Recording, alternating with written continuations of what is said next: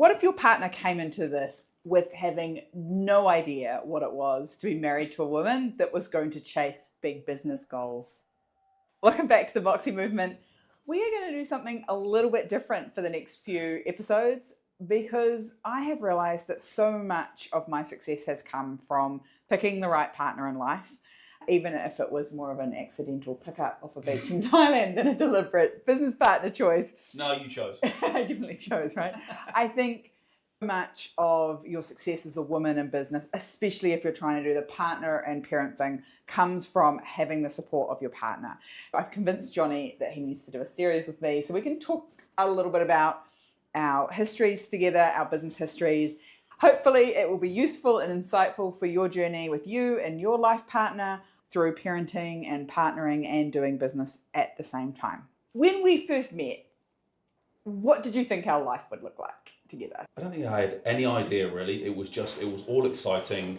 We were living in Thailand, like the kayaks, the climbing, the diving, and it was just world's your oyster type of, let's see, didn't have a plan, no real kind of, okay, we want to do this now, I want to do that now, let's think about that. I knew there was odd comments you made where there was something bubbling in the background that you wanted something bigger. Yeah. Where I was quite happily just fumbling along with the kayaks and the diving, I think, at that time. When we met, you were already running a business, which is super interesting because I'd grown up with it around me in every way, shape or form.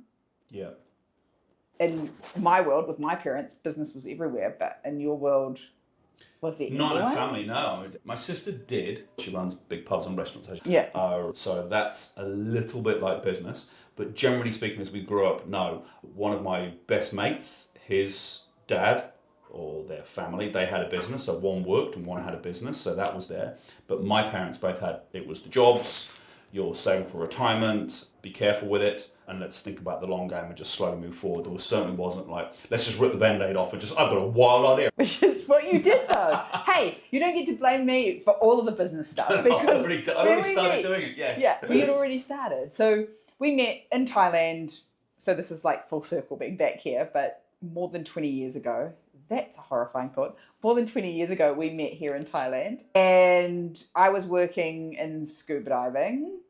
Yeah, you were running the dive shop that I had run previously. Yes. And I was running the kayaking. Yeah, it's funny, it's interesting when you think about it, because not coming from a business background, I think when I went travelling, all those different jobs, like, oh, a minute, you can like work in a bar and you can do climbing and you work in scuba diving and you can do this and you can do that, gave me a different idea to the general work ethic and what you're doing, what jobs you do in life, what was open to you.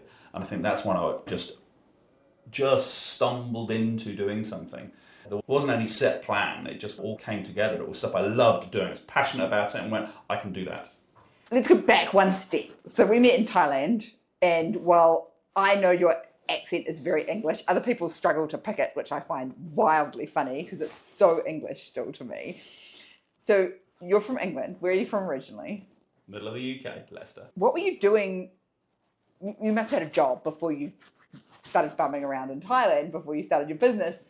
How did you get there? Let me think. I went through school quite, I wouldn't say comfortably, it's not my comfort zone, but exam-wise, if you're thinking like that, at 16, did all right, no problem at all, that was okay. You do up to 16, then you do 2 years of sixth form, then you do a university degree. So that was what you do. I was working as a chef part-time, or a trainee chef, got through the 16-year-old exams okay, went for the 18, approached it in the same manner. That's not my zone, reading through books, memorising stuff at all. And flunked them completely, and all my friends that I knew went off and did the academic stuff and went to university. And I went, oh, oops, oopsie. And I went to retake those set exams while still doing the kind of training chef stuff, and my heart wasn't in it. And I just went, that's it, it's down to a job. And I still remember Adi, who's coming out tomorrow, it was his mum that got me the job advert and said there's a laboratory technician work at a university. I've seen it in the newspaper. And she told Adi passed it on to me. So I took that, went for the job, got the job, started working at a university, but absolutely at the bottom as a lab tech. And I was there for 9 years, nearly 10 years, worked my way up slowly, very slowly. Middle management, a team of 6 to 8 people, maybe 10. And then I just went, this is not for me. I still remember the day I won't mention her name. Lovely lady. She was my lead as well, my boss, my senior from about 2 or 3 levels up. And I knew in a certain number of years she'd be retiring. And I went, that's my job. That's the next step. I've got this far. That's the one I'm getting next. And I don't know what the time frame was that it hit me that I went, what am I just, that takes me through to 60. Job done. And I went, and that was it. And a few of my friends have been travelling and done different things, and I went, I just need to open my eyes up, and that's when I went travelling. And here we are. And so you went travelling. That was really short. That's a short version of it. Yeah. You were running a chemistry department at a university. Yeah, small little section of a chemistry department, yeah. A few labs with a small team, yeah. And I loved it. I like science. I enjoy cooking, and I tell people it's exactly the same. Mixing up chemicals and mixing up ingredients for recipes is exactly the same. So they're very closely related, and I love both of those things. And so then you came out here and you somehow got into scuba diving. I was traveling for 6 months. AD came out. We went diving just to do like a open water course. I'd done lots of try dives with mates on little holidays and the rest of it. Did the open water, and I went, that's cool. They went back because they were travelling for a short period of time. I was still travelling. And then I met somebody else, and we both went, hey, you can work in diving. Not exactly that legit at the time back then, working in Thailand, but you can work in diving. You just have to do these courses. You can work in a shop, you help out, you do loads of jobs, and they effectively pay for all the cost of your diving as you work through and you help out. So I did that, and long story short, you get to your guiding levels, then you're running these shops. You took a similar route at that point, didn't you? Yeah, so I showed up later and came out to Thailand to go rock climbing originally, and then ended up falling in love with scuba diving, and that was after. Scuba diving in Thailand first, and then went back to New Zealand, decided that's what I was going to do, come out here, and then we met that very next. We'd met that year. We met in passing, knew of each other. Yeah. And then we met the next year, and you were running the kayaking business at that point. That's right. And I ended up working at dive mastering, and then ended up running the shop for a short period of time on the island. How did you end up with the business? Because you always point the finger at me and go, it's your fault, these crazy wild ideas. But you were on a beach in Thailand running a business when we met. So you can't blame it all on me. The idea was sparked from somebody else, another good friend. So it was Fid's idea. Yeah. And he just got the kayaks, and then his focus was on his job rather than what he thought was his hobby. So the opportunity arose. I can't remember how it came into it. He wanted to move on from that, had the kayaks, and went, I'm going to take those, and I'll run it. Yeah. And had great fun playing with it. Back then, you built your website, and it was drag and drop, and you just had fun, and you just talked, and word of mouth, and it went so well when I look back. Like, on a very small scale. It wasn't scalable without a large investment. For a business you could get into and just have fun with, it was fantastic. And you're kayaking, it's the fresh air, you're meeting awesome people that are doing stuff that you're passionate about. Yeah, that's how we got into it. And then the competitions, like the tug of wars and the races and the rest of it, built a bit of a community around there. And a lot of competitive people being climbers, so it was good. Yeah, awesome. Love it.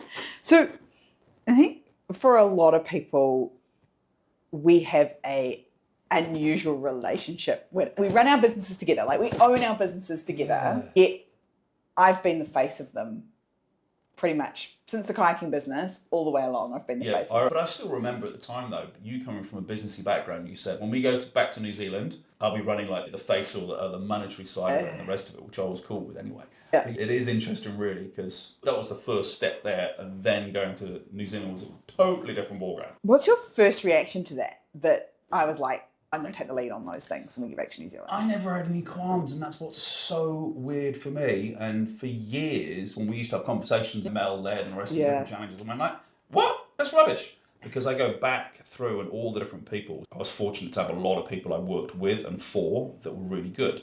And of all of them, I can think of, and this is going through chefing. So chefing, you're working for about a year or so, and then the head chefs change and the rest of it. But the head chef is the lead for that place. And the leadership is what sits for the values of everyone in the team.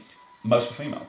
Then when I moved to the university and was working there, I was working for a female. And I remember there was a question in the interview, how do you feel for the fact that basically you'll be answering to 2 ladies?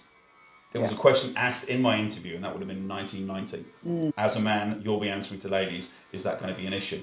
Which I remember at the time, I'm like, no, you've seen the referees. My last 3 referees are all female, and that's who I work for. So let's go for it. So I don't find it odd. A lot of people in business, you think of all the time in New Zealand, people would be talking, and then they would lean towards me, and I'd be like, that's Sarah's department. We took very distinct roles, didn't we? I ran the boat, so I was the captain of the boat, as it were. But when you're looking at a business, there's a lot more than just doing the hands-on stuff. You were the lead for that, and it wasn't until then, I think, that it kept coming up. I went, that's really odd. Because we had discussions about it. We've had lots of discussions over the years, and you're like, it's not a thing, it's not a thing. And then slowly over time, you're like, oh God, it's a thing. I'm starting to see it more and more. It's more prevalent. You'd be standing there, we'd walk up. Yeah. It's really obvious who ran the business and who ran the boat, and they'd be talking and literally just face me and start talking to me. And it was a particular type of person, but they would lean towards me and they'd stop and go, I'd be like, oh, you look at that. I had to manually do body work or say something to steer it around, and it's quite an eye-opener. Obviously, I'm 10 years down that road now, but we've had the business 17 years, so there was a good 5 at the beginning. It was just normal to you. It didn't seem odd to have a woman that was going to take the lead or anything like that, even though it was really uncommon. We went into rooms where we would sit at business tables where I was going in to lead the business. I would often be 20 years younger and the only female in the room that was there as the business ownership representation, over and over again. Yeah, and you were young and female, which was a double. But I think in hindsight, you look at the fact that basically I was like, that's the norm. Actually, in some ways, made it a lot easier. Yes, definitely. And for other people as well, because I just looked at them and I said,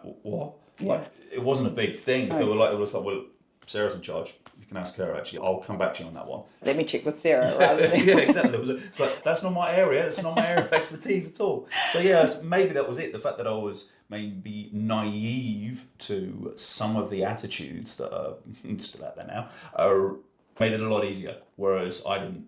And I learned to see it a lot more. And so...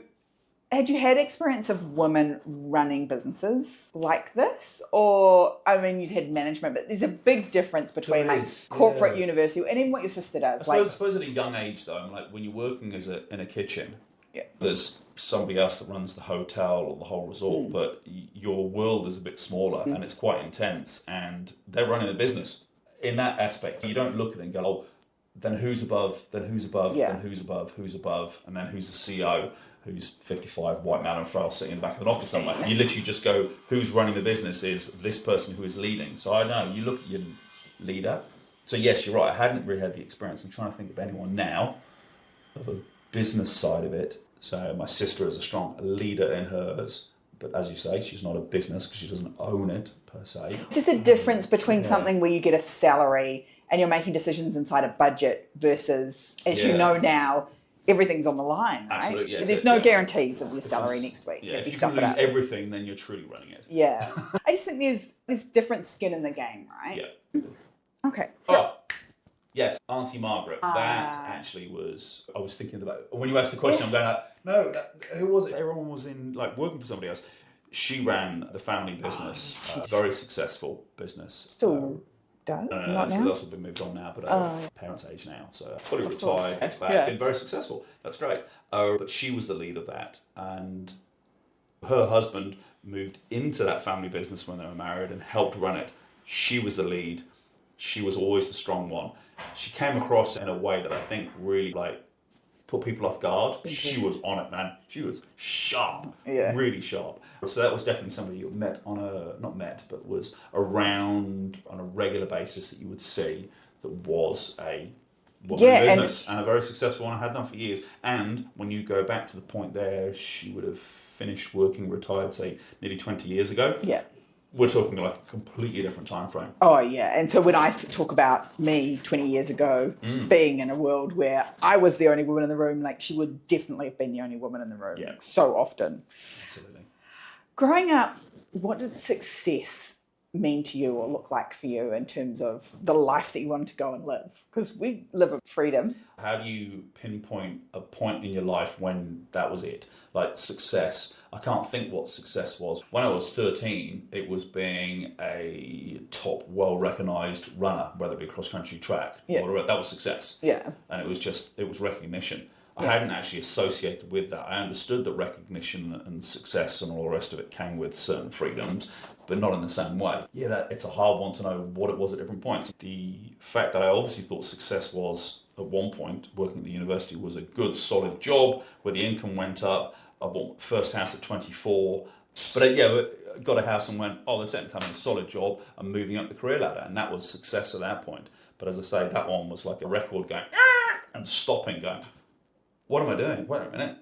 So I'm going to have a house. The house will get bigger on, say, the third buy. And I've got a good job. And I don't know what it was that went, that's not it. No, that's not what I want. And that's when I went, nah, I'm going to go off and travel. And I'm just going to go and see the world and see what's out there. What are the options? Have a reset. Yeah. And so when you say freedom now, define it for us. Because we had this big conversation inside the Moxie movement community not so long ago with a friend of ours, Clay. One of the reasons we've been successful is that we stop and realign and go, are we still on the same track? And I say this with my women all the time, I'm a big believer in marriage, and I'm also a big believer in divorce if it's the right time, right? When you're a team and it's working and everything's going great and you're moving forward together, you should stay together and work together. The moment that this isn't working anymore, we aren't going in the same direction, and it's not supporting us to be our best versions of ourselves, that it's no longer time to do it. And I'll be really upfront about that right now, is that we have had those conversations. We've been together a long time. We've been running businesses together a long time. You definitely have to stop and have those conversations like, are we still doing this? Or do we still want to make this work and go forward?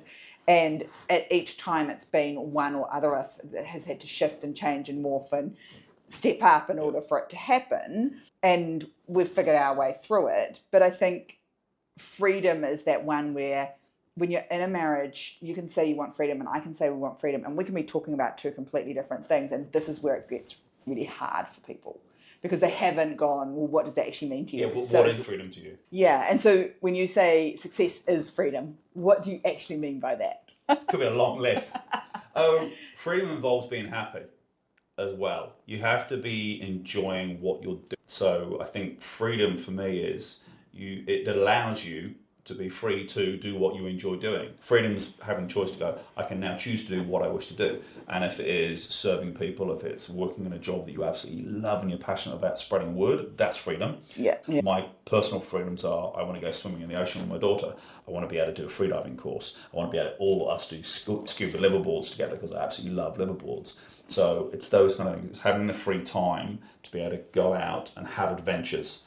Go exploring, whether it be diving, whether it be trekking, and to go, I've seen this cool thing, it's in 3 weeks, how do we engineer this, and can you move your calendar, can you do this, right, if we do that, that's freedom. It's having freedom to choose to do things. If you have no choices, then you're not free. Yeah. I think what's been really interesting is that there was definitely a time when we were acquiring things and stuff for a little while there. Like when we went to leave New Zealand, getting rid of things and stuff was actually a big job. And we didn't have a big house, or I didn't think we had a lot of things. What amazes me, you think we had at least once a year for a period of time, we had the reset of the clothes, probably twice a year actually. Yeah. And then even when it came to the point when we went, right, let's do it now. Yeah. I've got so much stuff. We were selling stuff, giving stuff away. Some went to the schools, to the kids. Some was sold. Some was this. It was huge. If you now ask me to pack everything, including my mask, snorkel fins, and all my clothes, that would fit in a very comfortable suitcase. Yeah.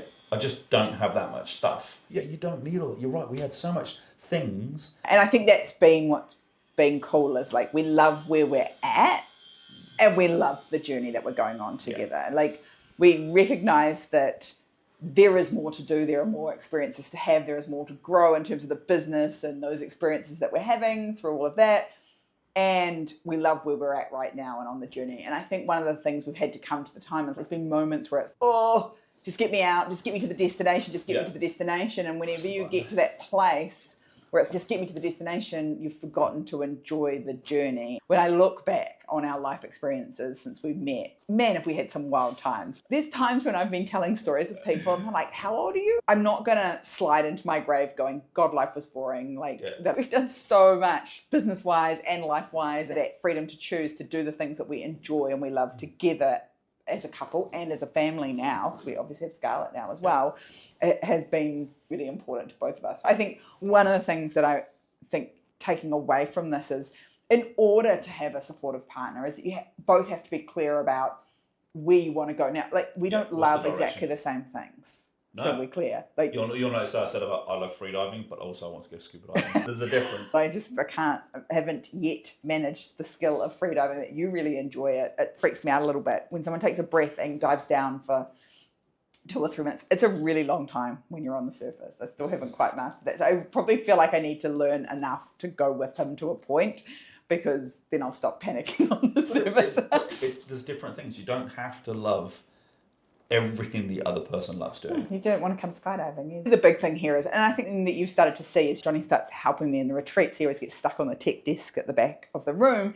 And the more that we do things like that, the more that, my clients, the women that I work with that have a business and often have a partner, ask questions about our relationship and how that works and things like that, which was really interesting to me, because I didn't ever really think of it as something that I would talk a lot about. And yet in my coaching, it's something I do a lot of, because as women, we're not good at communicating what we need and want from our partners to support us. We know we need something different, but we're not great at expressing what that looks like. And sometimes it's, I don't want you to fix it, I just want you to listen. And even now, like we say, we've been together for a long time, we've been in business together for a long time, and still there are times when I miss what you need and I miss what I need. Like this whole perimenopause journey has been wild, because I haven't even recognized how bad like you talk about it like boiling the frog, right? Like it's like, I just got slowly worse over time. You don't realise. And I have a partner who notices and is aware and has been supportive of those things. But it goes both ways, I get that. And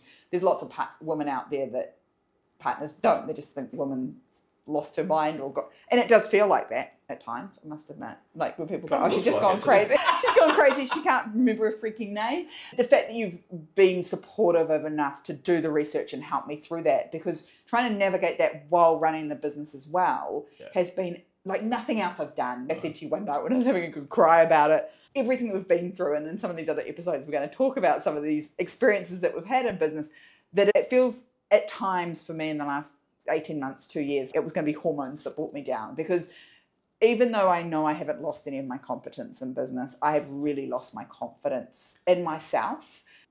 Seems ridiculous to me that hormonally, that has probably been the biggest challenge, because it's been so emotional and mental. So there's no guidebook, even more so than so many other challenges in life. Yeah. I think that is so poorly studied, and most of the people I've speak to, the reaction they get when they go, I think I need some assistance here. The assistance sucks. It does, yeah. It's just not. Whereas if you have a challenge in business, there's some resources you might be able to go to. They might not all be good, but you can go to certain resources and have discussions. Whereas with this, it's yeah, definitely. And it is safe as a bloke in the morning to say, have you had some water? Have you taken your hormones? And had some protein. Like, is it okay? Bring me coffee first, right? Yeah. Only coffee, water, hormones. So when we met, I was in my 20s, reasonably early 20s, like 23, 24. I'm now in my early-ish 40s.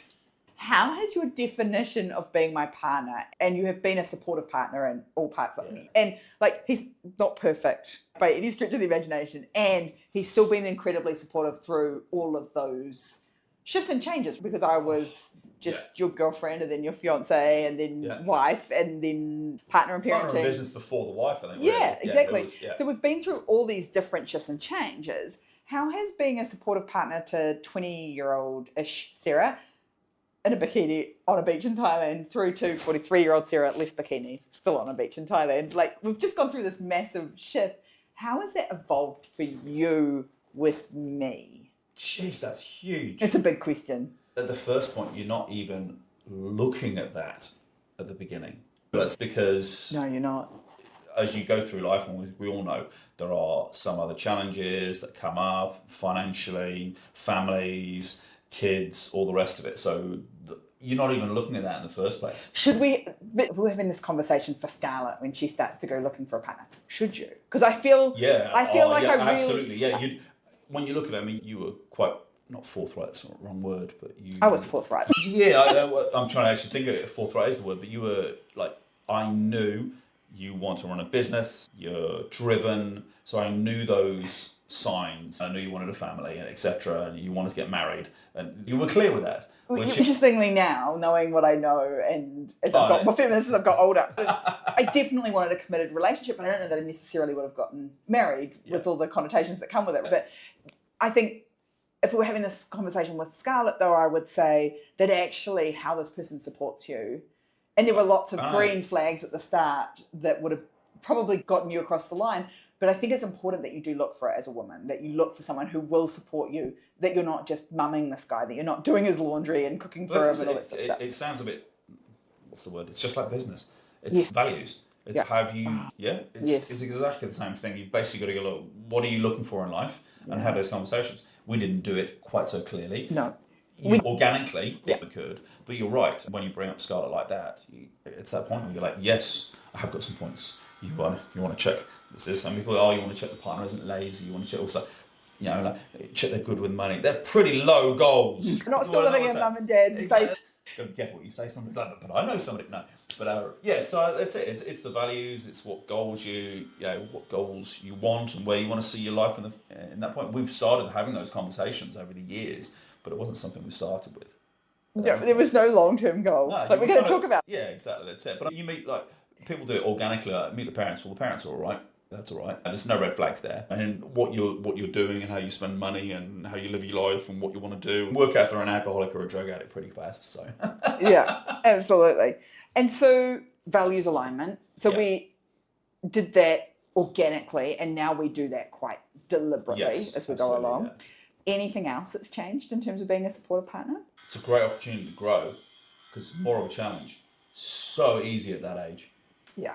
But you realise as you go through life, there's challenges, and one of those biggest challenges is the person you want to live your life with. And in a good way, if you get it right and you go, what do you want to see? What do you want to do? Okay, cool. I don't want to do that. If you want to do that, we do. Oh, that's awesome. How do we do that? Yeah. That's what's... That constant realignment of what's going on. And that you want the other person to be as healthy and well and happy as they can be. Yeah. And you're not responsible for it. I can want you to be happy and healthy. I can't make you be happy and healthy. Like that shift in definition. I just want to make you drink water and coffee. You know what I mean? But you could bring it in here and put it in front of me, and I just ignore it. That's totally that could happen. But that's why you do your check-ins. That's why you work out what you want to do, and then you both know what you need to do in order to do that. I think from the outside looking in, people see a confident, always got his shit together woman.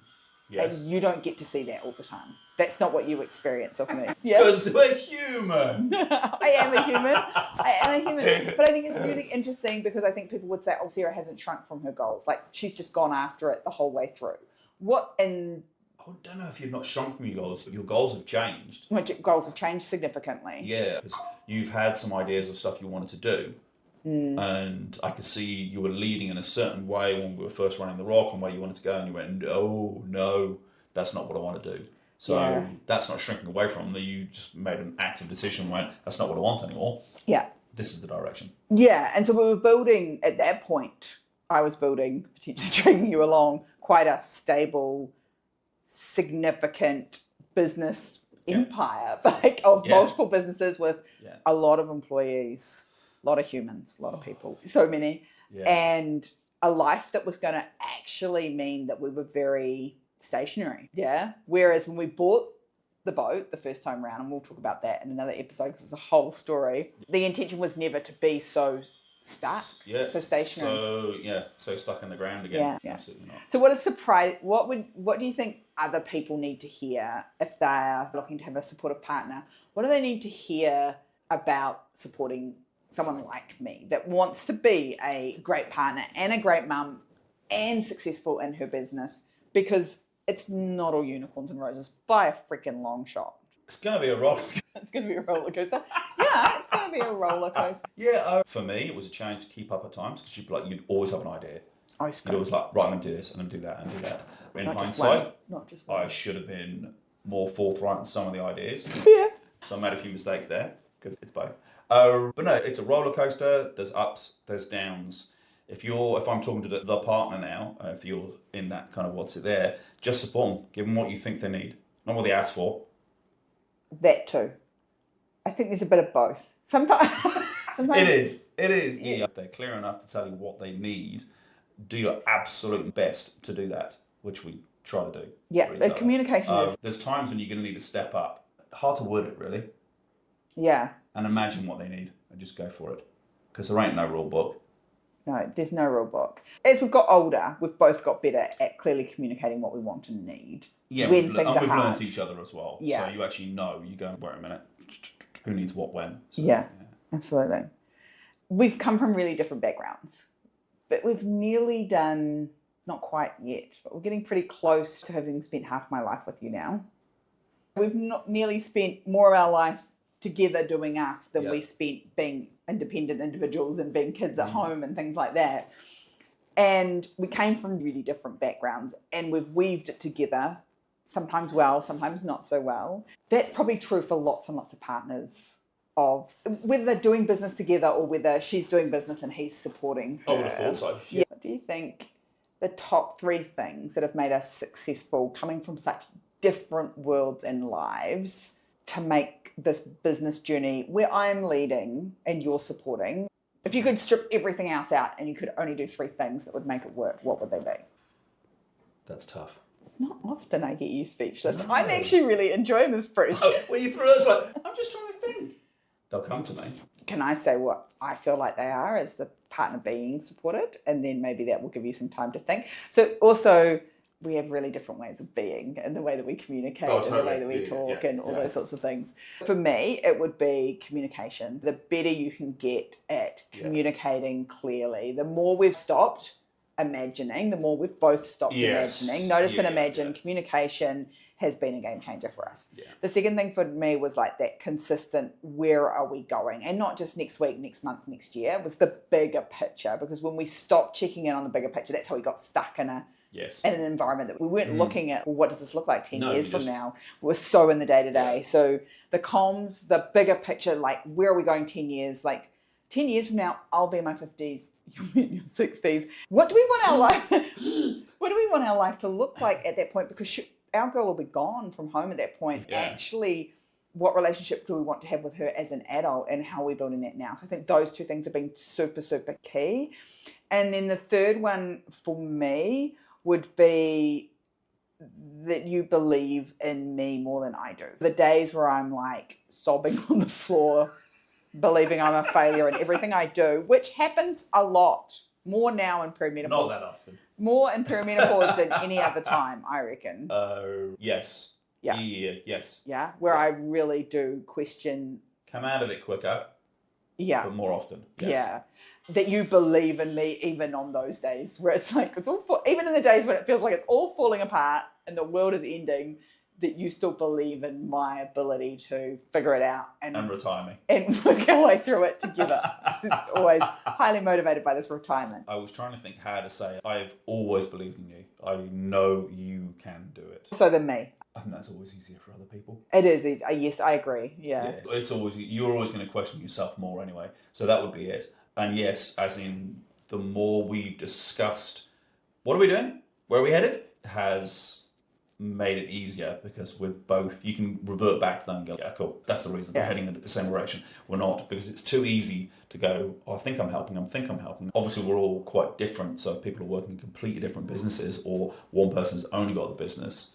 If you are supporting them and don't have to say much or do much, you're right, the belief and the just checking in so you know where their direction is. What are you doing with that now? And how does that tie into the life that we're building? Because I think that's the really big thing, that when we got to that point where it had got big and stuck, it was like, hang on, now it's a business first life instead of a life first business. Remembering as the person driving the business. So if you've got a partnership where they've got a job, this is about life first business. The business should support that, and so making sure it fits into the life you want, right? Mm-hmm. Yeah, you have words, spit them out. Look at him. He's like, I have so much to say, and I feel like I can't say that. I was about to say, it sometimes it's harder to put them into words, but it is important to check on that, because you've decided on what you want from life, and that constantly changes. There is little variances there. So you say, I would like this, and then you go, oh, but I've got this idea. And of course, that becomes lodged in your head as in that's what I want now. Did you ever mention it? because it's so easy. How many thoughts do you have in a day? 60 to 80,000. Exactly. If one of those really pops up and goes, actually, that's something I really want to do. If you don't mention it, bring it up and go, I've been thinking about this. You can't tie it into the path because somebody, like, it might be geographical where they're thinking, well, the business is going to go really well if I set up over here, and you're going, but we're going to be too far from the beach, etc., etc. So, yeah, communication, belief is, but that was more I just naturally do anyway. Oh, we're going to do a series of these. This has actually been really fun. And getting my husband's speeches is not something that happens very often. If you spend any time with the three of us, there's a lot of words. Everyone knows I'm very quiet. Very quiet. Just You very always quiet. sit quietly in the background. Definitely. That's not how. Your partner doesn't have to come from your world. Your partner doesn't have to be in your business with you all the time to thrive in it with you. And you do have to do this intentionally. I think that's the big thing, is that when we were younger, we winged it a bit. And we're going to talk about that in some other episodes. As we've got older and older, the more intentional we've got, the better this has gone. Fun. Easier, more fun. You don't have to start in it together, but you do have to do it intentionally. Yeah. Till next time, stay Moxie.